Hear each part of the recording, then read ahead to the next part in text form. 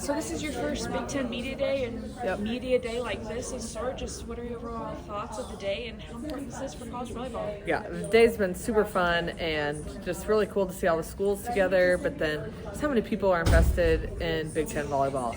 And I think it's so important just for the other conferences to see this and for us to be leading the charge and hopefully getting other people on board to promoting the sport. We always say as coaches, we need more promotion. Well, this is one of the best events of the entire year.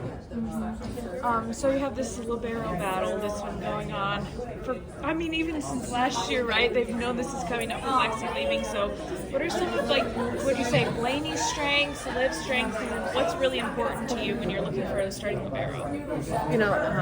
I think Laney's a super fiery player. She's really fun. She'll make this spectacular play. Liv is really great passer and just really steady in her demeanor and the way she approaches the game.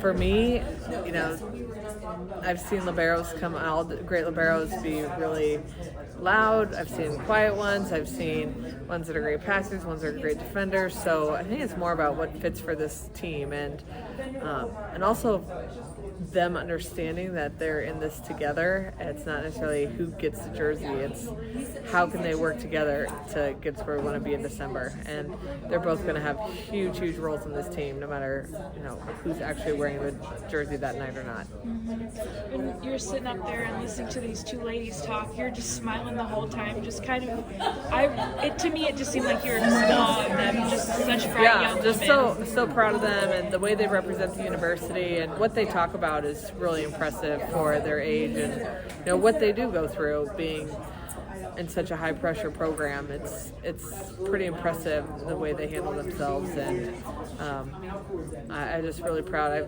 I knew they'd be great today, but they exceeded my expectations. Yeah, obviously you don't have the captain set yet, but I know you have a lot of good options, whether they're captains or not. Right. They're great leaders, and how important is that to you in your first year? Yeah, well, and that's one I think of the biggest changes, or one, not the biggest, but one of the changes is captains always meant something really special here at Nebraska. It's still going to be special, but I think there's also going to be a culture of where everybody leads, and this isn't just a captain, a head coach and captain-led program. This is literally everybody, and just if you have the title or not, you're going to have a huge role, and your voice is important.